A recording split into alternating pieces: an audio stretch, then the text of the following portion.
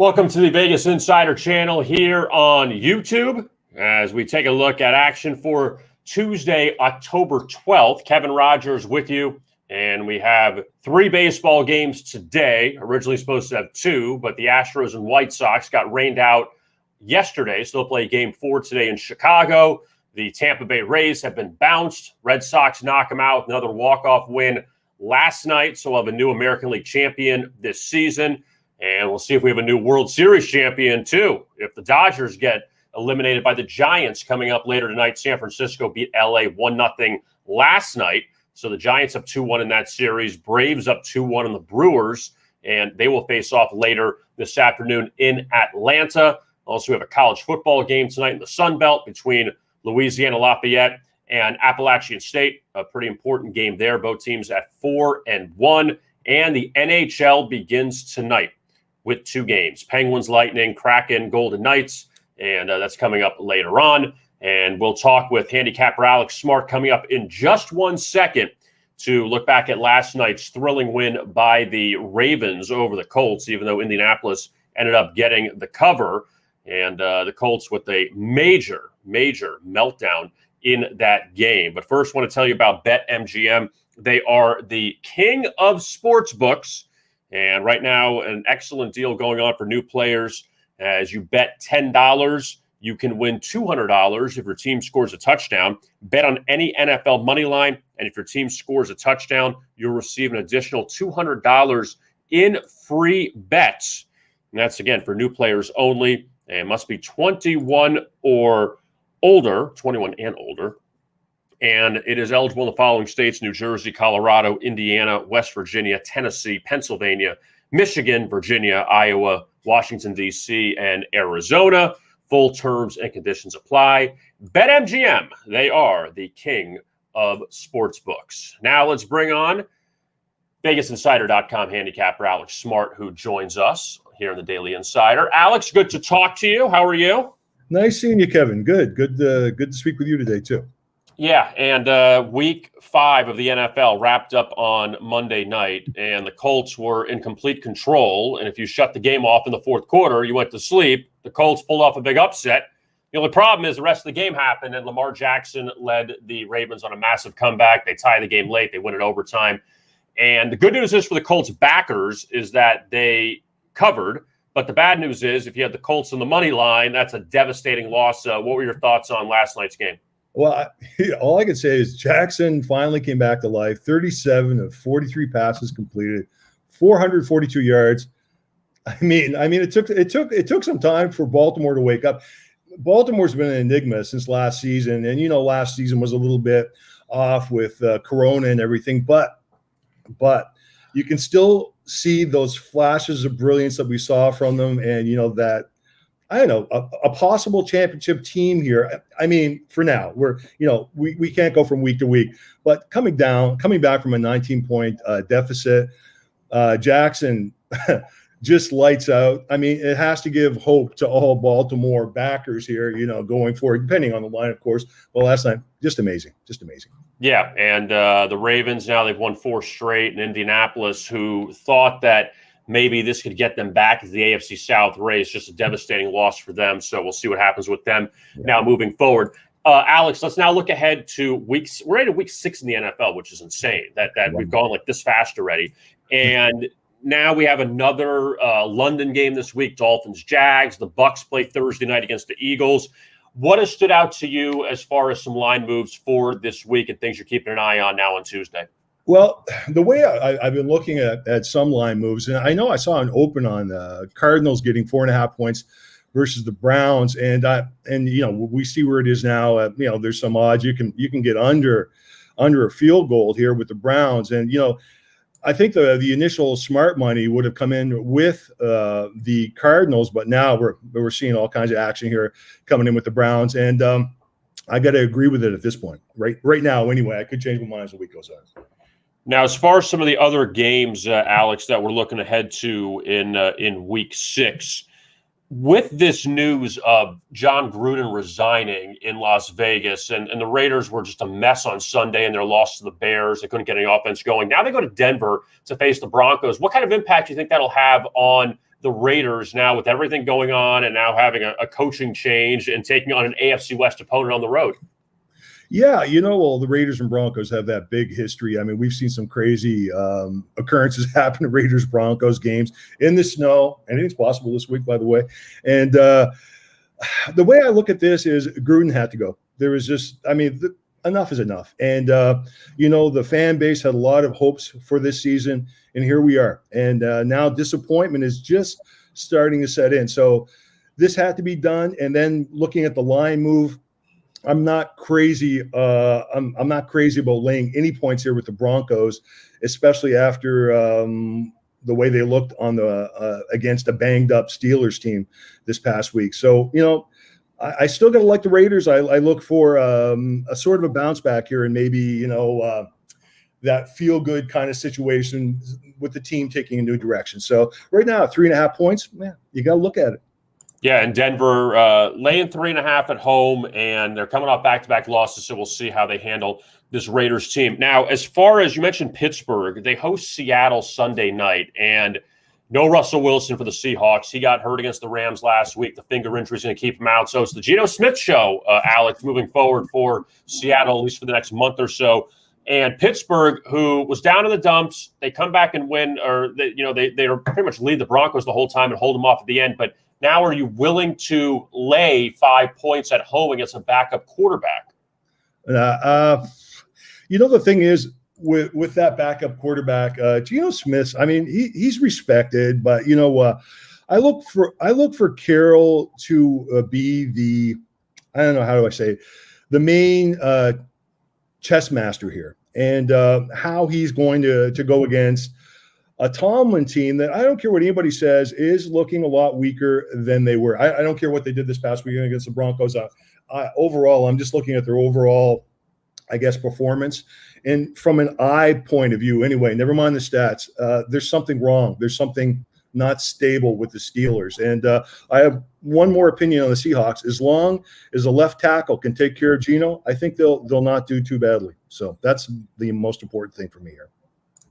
The Dallas Cowboys, Alex, they are the only undefeated ATS team in the league, which no one would have ever thought in a million years. They started 0-7 last year against the spread, and I get Dak got hurt. But now 5-0 against the spread out of the gate. Dallas goes back on the road, and they face New England. And the Patriots, they barely beat the Texans this past week. They hung with the Bucs a few weeks ago. Is this the time where maybe you jump off the Dallas bandwagon, or do you think the Cowboys can keep this thing rolling? Well, I know personally from my own standpoint, I know a couple of whales, and we're talking the real deal whales here. I'm not saying that they're always sharp, but they've just piled in with a lot of money on the Patriots. So we'll see where that goes. Myself right here, I love the way the Cowboys have been playing. They're like they're on a mission. They're a mission team. And Patriots, you always have to look at Belichick. And once again, I just talked about, master chess masters, and you have to give respect to the coaching staff at home, no matter who their opponent is. There's so many good games this week when you look at the card in the NFL, Alex, and the other one too. Now we see Baltimore coming back last night, beating Indianapolis.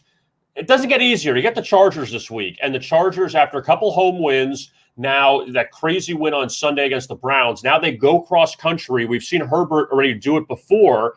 Now they go to Baltimore to face the Ravens. Baltimore laying 3 in this one, a high total around 51.5. I guess, what are your thoughts now after seeing what the Ravens were able to do last night and come back and beat the Colts?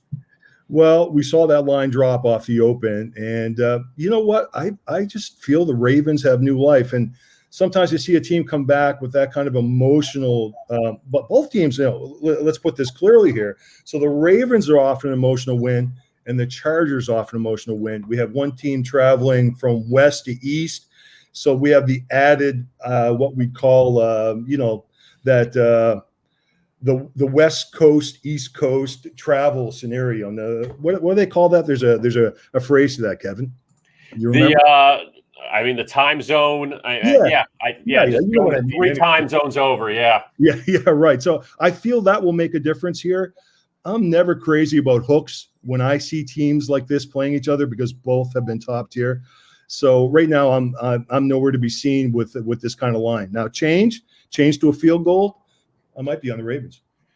Now, as far as Green Bay and Chicago is concerned, this is another game, Alex, where you see one team that is rolling right now, the Packers. They were dead in the water against New Orleans. They've won 4 straight. They go to Chicago, and the Bears have some confidence now. Going to Vegas last week and winning. They beat the Lions the week before. Justin Fields maybe doesn't have the greatest numbers in the world, but the Bears now feel like they have a quarterback. But the Packers, they've been rolling, and you wonder after they came off this overtime win over the Bengals last week, if they can keep this up again, now going on the road again as a favorite. Yeah, over the last decade, I have to say, and sometimes you have to look at history. The Bears have to be the most inconsistent football team I have ever seen. And, we've become like, if you're a Bears fan, and when I was a kid, I have to admit, I was a Bears fan. And I've never seen so much inconsistency. And no matter how much hope there is, that hopeism seems to always go out the window. So my opinion here, Packers with Rodgers this year, I looked at him from the very beginning, and like he started slowly, but I think now he's another guy that's on a mission. I think he's got something to prove after almost giving up on himself last year. And the final game to look at in the NFL on coming up on Sunday, Alex. I know this is a real, this is going to be a showstopper in London, the Dolphins and the Jaguars. I mean, they got to play it. It's on the schedule. Somebody's got to win. But what do you think about this? Miami favored, laying 3.5. Tua expected to come back. Jacksonville's a freaking mess with Urban. And this is the problem. You feel like, do you want to lay the points with the Dolphins? You don't want to take them with Jacksonville because they've been so bad. But any feel on this one with the Dolphins in a rare favorite spot? I sometimes I have this tendency. I take into consideration. I try to keep everything simple, stupid. I always have that in the back of my mind. But at the same time, you have to take into other things into consideration. How have the Jaguars played when they have been in London, and what historical trends can we go by based on teams that had just been on the mainland and traveled off to the UK in the past. And, I haven't looked at the individual, trends along those lines, but they do come in play to an extent. I know, obviously, the teams are different, the players are different over that period of time, but you still have to take these things into consideration. And to make a long story short, I don't really have a play on this at this point. You know what? There's no problem with that answer. Nothing wrong with it because it's there. People are going to watch on CBS on Sunday, but they're going to watch. They just want to see if Urban can lose one more game. I think there's a rooting interest against him nationally for whatever reason. Before I let you go, Alex, any thoughts on the hockey tonight? I know that these are huge lines. Penguins, Lightning. Seattle has their debut against Vegas. Any thoughts on these or just a pass tonight? Well, you know what? It's instead of saying passing, if you have the cannolis to lay some big lumber, I like both favorites. But I mean, from a value perspective, over the long term, over the entire season, I would not recommend that. But I mean, just an opinion. All right. Yeah. Alex Smith, you can check out his work at VegasInsider.com. One of our top handicappers. Check him out in NFL, college football, Major League Baseball, NHL. We have basketball coming up next week. Alex, thank you so much for joining us, and we'll talk to you again soon. Okay, take care. Thank you. All right, there is Alex Smart joining us, and NHL starting up tonight. The Kraken. We'll see how they do tonight. They're heavy underdogs against the Vegas Golden Knights. We'll see if they can replicate what Vegas did a few years ago. What Vegas did was a 1 in a million shot, but again, we'll see how that goes. DraftKings, their sports book national championship. It's coming up in Weehawken, New Jersey, right outside of New York City, on Friday, November 5th, and it ends on Sunday, November 7th. Guess how much money's up for grabs? $1 million. You could play amongst the best sports bettors in the game for bragging rights. Players can bet on 3 different sports, NBA, NFL, and college football. It's a $10,000 buy-in for the tournament. Players receive a $5,000 bankroll for the weekend to use to place bets throughout the tournament. And you have a $1 million prize, over $2 million guaranteed in total prizes throughout the weekend. It's all pre-match betting, no live betting. And it's your opportunity to prove you're the best. The Sportsbook National Championship in Weehawken, New Jersey at the Enview Hotel, November 5th through November 7th. And that is sponsored by DraftKings. Now let's talk a lot of Tampa Bay stuff, because Tampa Bay this week in the news. Let's review it. The Buccaneers play Thursday against the Eagles. The Lightning open up against the Penguins tonight. The Rays got bounced by the Red Sox last night, and John Gruden, he resigned, and he won one of the 2 Super Bowls for Tampa Bay ever. So we bring on my friend TJ Rives, who covers the Tampa sports scene. And where do we begin with all of this? I don't even know what the pecking order is with 4 things going on. Rays, Lightning, Bucks, all in the news. Gruden in the news. Let's start, TJ. Let's go Buccaneers. Buccaneers. Go Bucks. It's always good to be with you. They're the defending champs, and they certainly looked the part last week against the Dolphins. Again, it's the Dolphins, and it's a beat-up Jacoby Brissett. You were just joking with Alex there a couple of moments ago. Somebody's got to win that game in London, and of course, unless they play a tie, which they've had before in London with both of those teams. So it's not, that's not quite the NFL stellar international matchup that you would want with a Jacksonville team with Urban Meyer almost with both feet out the door and Miami beaten up. Are they going to go to, it's Reed Sinnett, right? That is the 3rd quarterback who might have to play depending on Brissett. I was really surprised that they kept Brissett in the 4th quarter of a 38-17 and even a 45-17 game. I don't know what he did to deserve that from Brian Flores and the Dolphins. But anyway, Bucks look good. Bucks on Thursday Night Football. We can begin there, but promise me we circle back to the Rays' disaster at Fenway 2 nights in a row. Heartbreaking. And then the Lightning, 2-time defending champs, will raise the banner again tonight as the hockey season gets underway. We've got it all flowing every which direction, Kevin. All right, I want to start, TJ, with the Rays. Let's get them out of the way first, okay? Because they're eliminated. So they're up 1-0. They're looking good. They hit the grand slam off Chris Sale in game 2, up 5-2. Cruise control, Red Sox are done. All of a sudden, Boston's offense wakes up in game 2. Okay, I want to talk about the game 3 thing with you. All right, I know that Rays fans aren't happy. What happened with the Kiermaier hit? I just look at it as just bad luck. Simple as that. I don't know. Here's the problem with baseball. It's so I don't even know how to put it. Like, it's base to base. You can't just assume things. Right. I agree. Who was that on? It was Yandy Diaz was at first base? Correct. He scores. I agree with you. He scores. But you can't do that. It's just a freak play. What did you think about how that ended in game 3? Well, and there's a couple of important points. There is the letter of the law, which the letter of the rule is on a ground rule double, everybody gets 2 bases. And it is specifically in that rule that if it's off a player and then goes out of play, whether that's in foul territory or fair territory, ball is dead, everybody gets 2 bases.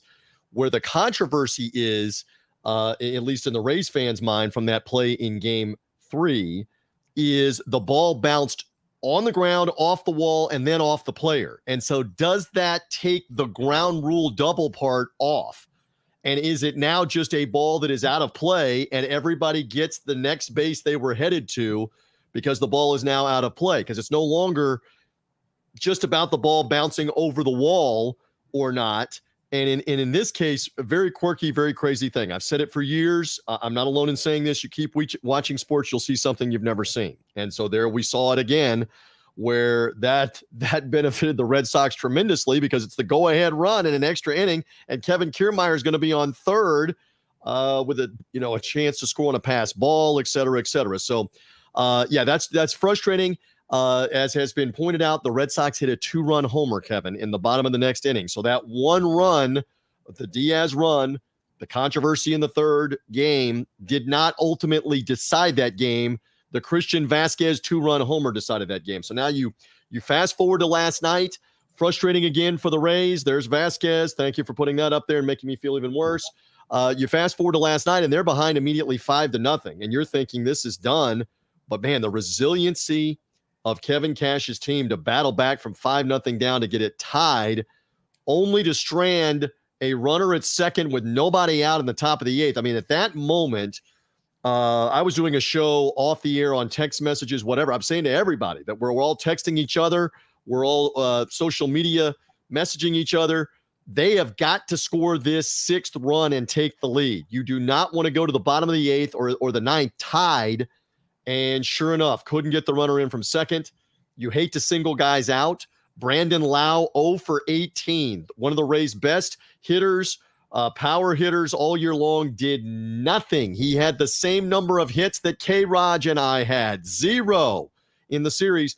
He grounds out weakly back to the pitcher, hit it about 30 feet dribbler right back to the pitcher. Nelson Cruz dribbles one to third base. They don't get the run in, and the Red Sox, of course, get runners on in the bottom of the ninth and win the game, and the season is over. Still a great year for the Rays. They win 100 games with one of the lowest payrolls in baseball. It's just unfortunate that in the postseason, you're remembered for what you did last, and what they did last is they got beat. They got beat by the Red Sox, who move on. Yeah, it's so interesting, though, TJ, because everyone hates the wild card. You know, the one – okay, let me rephrase that. The one game, they say you play 162 games, you have the one game that's going to decide your season. I think the best of 5 is perfect because the Rays felt good about themselves after game 1. They lose game 2. Okay, so you go to Boston now. You have 3 games. You got to win at least one on the road to go back home. But there's so much urgency there where you have a few games, but it's not too long of a series. So Tampa Bay went from winning game 1 to, all right, you know, we're looking good. We're going to maybe face Houston in the next round. To all of a sudden now going to last night, our season's over in a few days. And that's sports. Welcome to it, because after that grand slam in game 2, I would have lost a lot of money to you and anybody else that they were going to get bounced 3 straight games later in that game and then 2 more. But that's also a credit to the Red Sox. They came in and hit home run after home run after home run after home run in game 2. And the Rays then come back to Boston and play the wild game 4, game 3. And I think that damaged them to an extent in the extra innings. And the bottom line is the Red Sox were just better. They got the hits. They hit the 3-run homer last night off McClanahan early on in the game. Again, welcome to the postseason. Now, I mean, I know ifs and buts, but a year ago in the short regular season sprint, the Rays were fantastic in the American League playoffs. They blew away the Blue Jays. They won the short series with the Yankees with the dramatic home run off of Aroldis Chapman. They had a 3-0 lead on Houston. They let Houston come back and tie it at 3 games apiece. And were they going to join that dubious list of the Yankees and a couple of others in pro sports to be up 3-0 in a best of 7 and blow it? But they won. They won that series. They won the American League Championship. You see that hat over my shoulder right there is the World Series hat from the Rays making the World Series a year ago as the American League champs with one of the lowest paying payrolls in baseball, but that's last year. So while the Red Sox weren't even in the playoffs last year, the Rays were doing damage, and the Rays were back with a 100-win season this year. Couldn't get it done. Boston moves on. I don't give Boston much hope with Houston in the next round, but we'll see. They certainly hit a bunch of home runs off the Rays, and they have magic at Fenway Park. That's undeniable, Kevin. I want to look ahead to Thursday now with you. And what's the deal with Tom Brady? I was reading something about his thumb. Is that a concern? What's the deal with Tom Brady's thumb? So just a few minutes ago, literally cutting edge here on the Vegas Insider, Daily Insider, Tom Brady appeared to the media. You'll see these photos all over social media if you haven't already, and the video, with a bandage around the right thumb. The thumb was injured, we believe, on the helmet of Christian Wilkins, Dolphins defensive tackle, in the 3rd quarter of the game. He was following through on a pass. That frequently will happen. Quarterbacks of all levels talk about this. You're following through trying to throw, and there's somebody in your face, and you bang a hand or a thumb on a helmet. He said to the media, it is precautionary. I expect to play. I expect to be able to make all the throws. He's Tom Brady. So it's going to be the most discussed thumb between now and Thursday night on how well can he throw the ball, how hurt is he. He was all smiles again in that press conference. So take all that for what you will. Wasn't it a couple of years ago he cut the thumb during the playoff week for the Eagles, and they were very concerned about that, where he was going to have to play with a wrap or with a bandage. Don't know if he's going to have to play with a wrap or a bandage in this game with Philadelphia. But I can tell you this, even Tom Brady at 75% right now is still outstanding because the Bucs have so many different weapons. So a lot of scrutiny, but there's the latest. He had a bandage, on the thumb at the media session earlier this afternoon with the Tampa Bay media, and says he's ready to go for Thursday night. TJ Rives is the sideline reporter for the Tampa Bay Buccaneers. So that is his main job. So obviously he covers the Tampa sports scene, but he's been around the Buccaneers for a long time. And just seeing what Tom Brady has done with this Buccaneer team, and you mentioned about 75%. We all joke about that Tom Brady with a bad thumb is better than a lot of quarterbacks that are healthy at this point. What about the numbers he's putting up? I mean, he diced up the Dolphins on Sunday. We know the Dolphins right now, they got issues with quarterback. The defense isn't as good. But just what Brady has done so far this season following up last year's Super Bowl win. It's amazing. I mean, we overuse adjectives like unreal, amazing, unbelievable. It's been all of those things. And to remark and to contemplate, he's 44 years old still doing this with zip on the ball. I mean, the throws to Mike Evans, to Antonio Brown over the middle, to Godwin 20-yard out route, they have zip on them. And the catch and run that Brown made broke that game open in the third quarter on Sunday. And the Bucs just have so many different options for Brady to throw to. It continues to reemphasize what he did not have to work with in New England over and over again.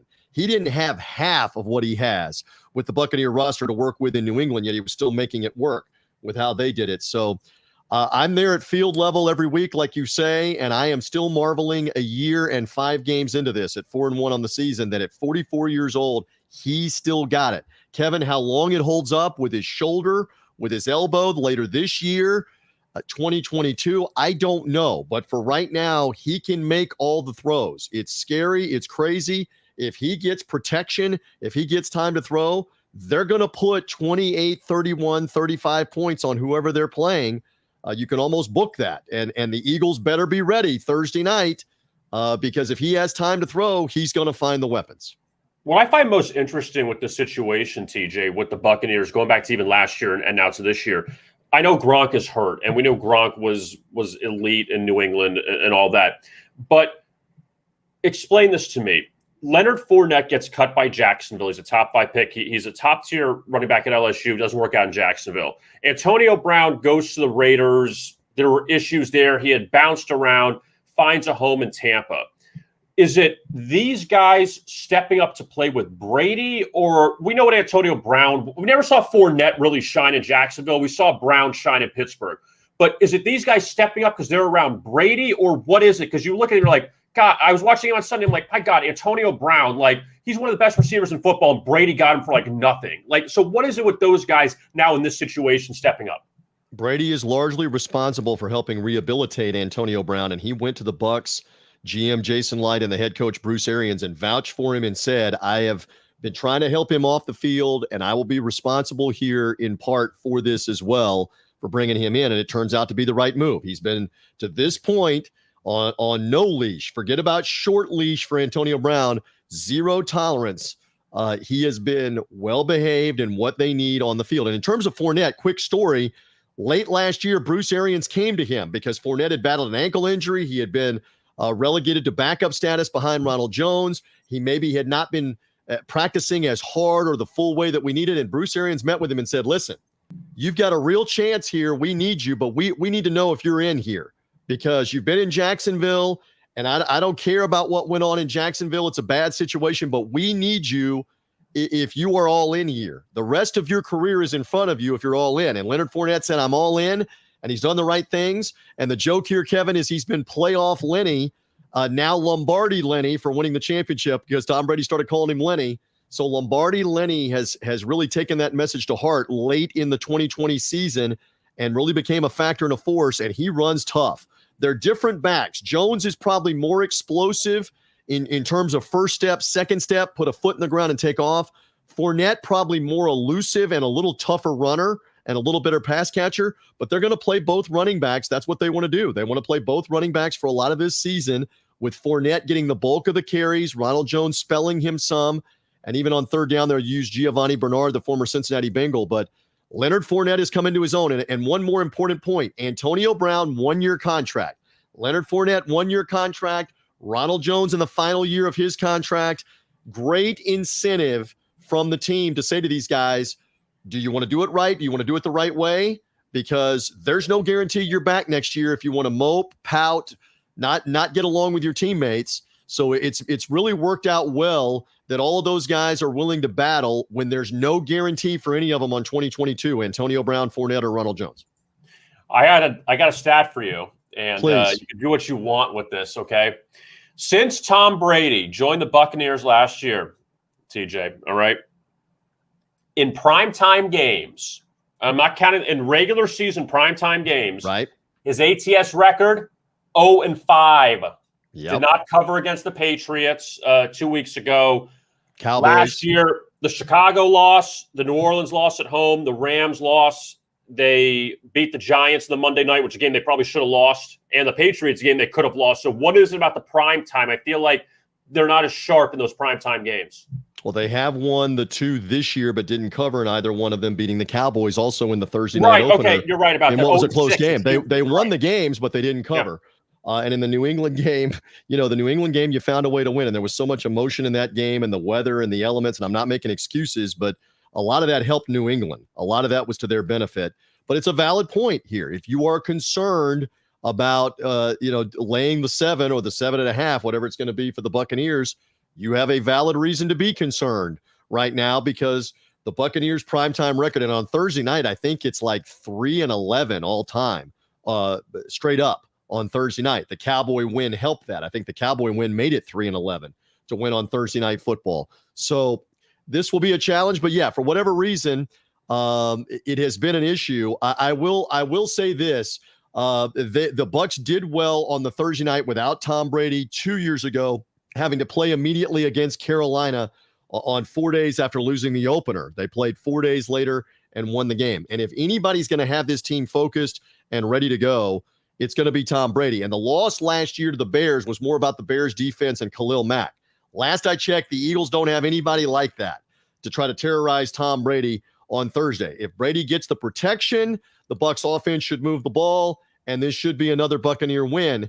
The only question becomes, do they not protect him well enough, and do the Bucs make mistakes with penalties and turnovers? That's what will keep the Eagles in the game. They stayed away from those mistakes, those turnovers, and those penalties. They wiped the Dolphins out in the game back on Sunday. It's a similar blueprint against the Eagles, but it's a very valid stat about primetime games right now.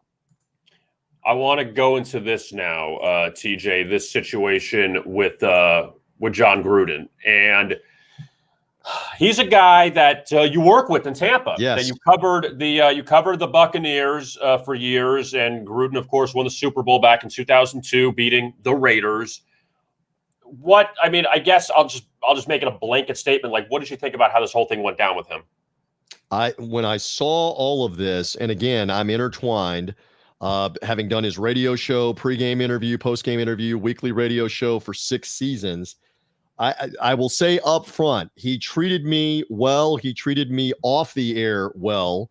And so I can't speak to anything that's in these emails that obviously nobody knew about until this investigation and until they've been unearthed here. There are stages to this. Obviously, when the comments came out piecemeal last week about the labor dispute and he was trying to justify it and explain it, in that moment, you're wanting to give the benefit of the doubt because he is saying, this is not who I am. Now we come to find out there are numerous different instances of name calling and things that aren't defendable by me or by anybody else. So the Raiders had no choice here. As I read that yesterday afternoon, I was saying, excuse me, I was saying to people off the air, he's not going to be able to survive this. This is not going to go away. They're going to have to figure it out. And sure enough, within an hour of basically me conferring with a bunch of different people as the story continued to unfold, the New York Times had more emails and more comments. It's awful, but there are numerous examples of him saying things that are cringeworthy. And I'm sure the NFL was cringing at it. And Mark Davis, the owner of the Raiders, was cringing at it. And what a fall. What a fall from being at the pinnacle of winning a Super Bowl with the Bucs, of having been on the biggest, most glamorous broadcasting stage of Monday Night Football as he was for a decade. And then to go coach the Raiders as they move to Vegas on a $10 million a year deal. And now it all unravels in a matter of a couple of days. It just It just goes to show you that you don't know a lot of the times behind the scenes what's going on. And one other thing that I have, and I'm not trying to deflect off the stuff with Gruden, there's over 650,000 emails associated with the Washington football team investigation, the former Redskins. And we're only finding out about John Gruden's comments in certain emails to Bruce Allen. For a lot of people here, I mean, we got to make the whole stuff available to all of the media. Are you telling me that none of the Washington employees were saying anything bad about their fellow employees or other teams? Daniel Snyder's not saying anything bad about any other owners in these emails? Because it really seems to me that some of that had to have been going on. And we do know for a fact, from what's in the New York Times article on the leaked emails, that Bruce Allen, the president, was part of sharing topless photos of Redskins cheerleaders outside of the organization, outside the email. They were going everywhere, every which direction. We know that was going on as part of what they've already uncovered. It's impossible for me to believe there's no damning stuff organizationally from the Washington guys in and around each other, Daniel Snyder from each other. So it's really, to me, in some ways, singling out John Gruden. Is that fair, Kevin? It is in some ways putting the light only on him when this whole investigation was about how awful Washington had been behind the scenes towards women and towards their own employees. So I think there needs to be more light shed on that, and we need to see some of those emails too. And what was the conduct and what was being meted out by the NFL in terms of punishment for what was being said, because we don't know any of that. They've kept all of that quiet. Final thing on the Gruden situation. Do you think he gets another job anywhere, TV, coaching ever again, or he's done? I watch out for words with never and forever, but in the short term, he's radioactive, and he put himself there. Again, he's been very good to me in the past, but he's radioactive at this point because there are so many different instances of what he was doing. So no, I don't think you'll see him in coaching, TV, anything probably in the next few years. He's got to lay low and become apologetic. Probably at some point later this year or next year, you'll see him come forward, be apologetic, sensitivity training, do stuff in a community in Tampa Bay or Las Vegas or wherever, and try to rehabilitate the image, but not for the short term, Kevin. Tonight begins the NHL season, and we stay in Tampa because Tampa's in the news this week. Tampa Bay, Champa Bay, whatever you want to call it. All right, There's so the Lightning. I see it. I Yep. see next to Mickey. I see the Lightning. Yes, we have Mickey, Melikaliki Maka, the Super Bowl, and the Lightning, yes. All right, so the Lightning got the Penguins tonight, and no Sidney Crosby, no Malkin. They're all beat up, the Penguins. I want to throw something at you, and not to try to be argumentative. I want to throw something at you. So Tampa Bay has won back-to-back titles, all right? Last year, with the funky divisions, and we know how in that Central Division, it was the Lightning, the Panthers, and the Hurricanes, and kind of everyone else. There was a lot of garbage in that division. The Lightning playing Montreal in the final, in which Montreal was a fourth-place team. They came back to beat Toronto. They beat Vegas. You know, I think we all want to see the Lightning and the Golden Knights in the final last year, not Montreal. They didn't play Pittsburgh. They didn't play Boston. They didn't play Washington. I mean, I know a championship's a championship, but does it feel like they have to validate a little bit more this year because they won in the bubble 2 years ago and then winning last year in kind of an odd season? There are some outside of this area that are still throwing stones and trying to say that. The answer from here is the rules were the same for everybody. You're only playing the same group of teams. In the Montreal case, they only played the Canadian teams all year long, and the only reason that they even got in the postseason was the prearranged agreement. You've got to take 4 teams from Canada, or Montreal doesn't even make the postseason a year ago. And yet they got all the way, into the Stanley Cup final, as it turns out. The Western teams only play teams in the West. So we didn't know until they got into their postseason what Las Vegas or Colorado or one of those teams was going to look like out of their own division. So it was a quirky year, but it was the same for everybody. Just like the ending to the season 2 years ago was a bizarre COVID ending, but everybody started at the same slate. Everybody started at the same point in the bubble in Toronto or in the bubble in Edmonton, and somebody had to win it in 2020, and the Lightning were the ones that were able to win it. The rules were the same last year for everybody, and the Lightning won it.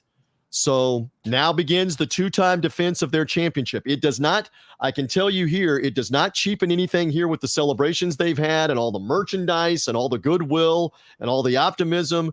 And it is going to be electric in that building tonight when they raise the Stanley Cup banner, because keep in mind, I'm trying to keep track of all of this. When they started the NHL season earlier this calendar year, because remember, it didn't start until what, Kevin, helped me, like January, February. They couldn't have more than like 2,000 or 3,000 people there because of the social distancing guidelines and the COVID restrictions for the cup raising banner the first time they did it. So after about a month, they could have like 7,000 or 8,000 people there. And then they did it again. They did a second cup raising for the banner, and put it all the way up into the rafters. It was bizarre earlier this year. Tonight, they're going to have 19,000 at full capacity, raise the banner, celebrate the players that are still on the roster. It's a really cool thing. And for everybody else throwing stones at, hey, it was a quirky year or whatever, somebody had to win.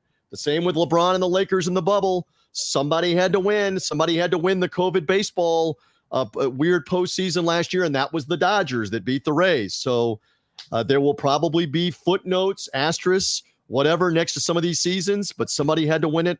The Lightning have won it the last 2 years and now get to celebrate again tonight one more time. And finally, just the Lightning, what you think for their season. We know how loaded they are with Vasilevsky and net. I mean, Stamkos, he's been dinged up a little bit the last few years, right. But Tampa Bay's still got a loaded team. I mean, I saw them with the Panthers this past season. I mean, the Panthers, if they have any shot to win the East, they just have to avoid the Lightning, I think, in the playoffs. But just Tampa Bay and their expectations again this year to win another cup. It's I mean, they are the team to beat. They have to be installed as the team to beat. Kucherov is back fully healthy. Nikita Kucherov is one of the best forwards in hockey. He didn't play at all during the regular season, only played in the postseason. He's back fully healthy from a hip injury and surgery. Braden Point, fantastic young forward and scorer. Stamkos has been injury prone, yes. This team is outstanding defensively, though, too. Vasilevsky is arguably the best goalie in the NHL if he stays healthy. They are the team to beat to begin this year. They are the team that everybody's gunning for. And they handled that last year in the quirky, weird season of playing the same 8 teams, seven teams, all year long in the regular season, in the shortened regular season, and then they handled it in the postseason as well. But they are comfortable with this. And again, if you're them, you just want to get through the grind of what starts right now here in October and lasts all the way until next April, which is the regular season spread out now, because it's the second season that matters the most. And I don't think the Lightning are as much concerned with, do we have the best record in the regular season, or are we the top seed, as they are, how healthy are we? And are you focused and ready to go when it matters the most? Next Stanley Cup playoffs, next calendar year, when all of that rolls around. It will be interesting. Do they get off to a fast start, or does everybody start throwing rocks at them again if they start losing games? Oh, well, now there's not going to be a three-peat. Look how bad they are at the beginning. All I know is they'll get judged the most by what happens next April and May and leading to June, now that we're back on a normal schedule. And that's going to be a while. That's going to be a while to see what the Lightning can do, Kevin. TJ Rives, you could find him on Twitter at Buck Sideline Guy. And when are you leaving tomorrow? Go to Philadelphia? Yes, I will actually leave one of my days Thursday morning, as it turns out. Again, it's a quirky time period where we're not able to travel with the team like we normally would be. We're not even at the team hotel, I don't believe, in Philadelphia because of the COVID guidelines. So it's a little different in terms of our travel, but I'll be there for Thursday night. And again, the most scrutinized thumb will be the thumb of Tom Brady, not mine, of his. I think if the man says that it's fine and he can play, what else do you expect him to say? He says it's fine and he can play.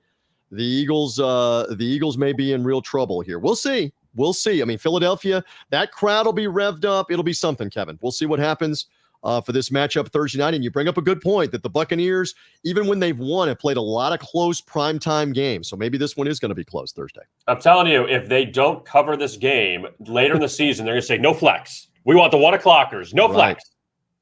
Right. And there are a couple of scheduled games. There's a Sunday night game scheduled with New Orleans at home. There's a Monday night game coming with the Giants at home. So you're right. And Philadelphia obviously has a lot of incentive here in a division where they're chasing the Cowboys to try to knock off the Bucks and get themselves back to a winning mark, or at least a 500 mark if they're able to do so.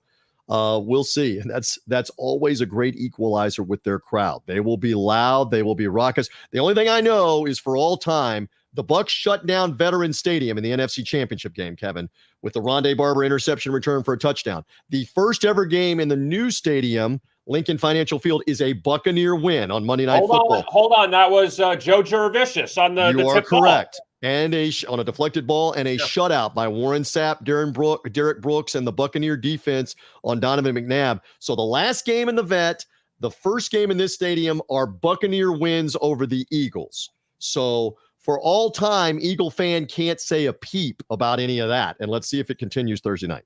I remember Gene Deckeroff's call, the Rondé Barber interception. That was just like you could legendary. Feel That play still lives almost 20 years later as the iconic play of that Super Bowl season, and it came at the expense of the Eagles, my friend. Tell us really quick about Three Dog Thursday, and then we'll kick you out. First of all, you got to come back on with me. We need a little help. We got bushwhacked last week on Three Dog Thursday. We love underdogs in college football and the NFL. Last week is the first week in which we didn't deliver at least 4 successful college football or NFL underdogs. Three Dog Thursday, wherever you get podcasts. Kevin has been on with me a ton in years gone by on that. I need your underdog help.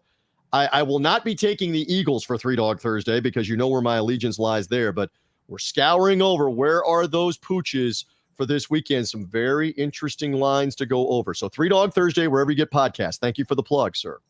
All right, TJ Rives, thank you so much. We'll talk to you again soon. Pleasure to be with you from Tampa Bay. You guys got to lose sometime. You guys got to stop winning. You guys got to stop. The Red Sox took care of the Rays, but for right now, the Bucks are the champs. The Lightning are the champs until somebody knocks them off. Let's see what happens, my friend. All right, I'll see you. Thanks a lot. There is TJ Rives, and always good work out of him. Always enjoy it. I mean, Tampa Bay, they win everything, it feels like. The only thing that's taking them down is USF football. But, the Lightning favored big time tonight against the Penguins. And, again, Pittsburgh, they're just decimated from an offensive standpoint. Before we get out of here, really quick, we got 3 baseball games today. I want to tell you about them. The Astros and the White Sox, they were supposed to play yesterday, and forecast, they pushed the game back to today. Now, what's interesting is if the White Sox win, then they go back to Houston for Game 5, so they have to make a quick trip back to Houston. I mean, both teams, obviously. So if Chicago wins tonight, Game 5 tomorrow in Houston. Now, there's a possibility if all 3 teams up 2-1 today win, well, a few days off in baseball, then I think the ALCS begins on Friday. But today, it's Lance McCullers Jr., Carlos Rodon on the mound. McCullers Jr. has dominated the White Sox in 3 starts this year. Rodon has dominated the Astros this year. So will we see an under after a couple high-scoring games in games 2 and 3? And you see it's 110 each way at BetMGM. The 5 o'clock-ish game, Brewers and Braves, and Charlie Morton's going to start on just a few days rest for Atlanta. He was sensational in Game 1, but he gave up the 2-run shot to Rowdy Tellez, which was Milwaukee's only runs in the series. They've been shut out in the last 2 games by Atlanta, but Milwaukee's pitching has not been that bad. Yesterday was Jock Peterson at the 3-run pinch hit homer. Milwaukee had 2nd and 3rd in 1 inning and with no outs and couldn't bring a run home. They had opportunities. So Milwaukee's not dead yet. They have Eric Lauer going today. He's got decent numbers. Maybe it's a little bit of a change. Atlanta 1-6 the last 7 against left-handed starters. We'll see how long Lauer lasts. And for Morton, now you can see if you could fade him as a heavy favorite tonight in that game. Giants-Dodgers in L.A. Dodgers have not decided on a starter yet for this game. San Francisco won last night 1-0. So Max Scherzer pitched well, but the Dodgers offense could do nothing against former Dodger Alex Wood. And San Francisco can shut the door in L.A. We saw Tampa Bay lose last night. Could the Dodgers be bounced tonight? So obviously a lot of combinations of if the team's down 2-1 win, we have 3 Game 5s coming up over the next few days.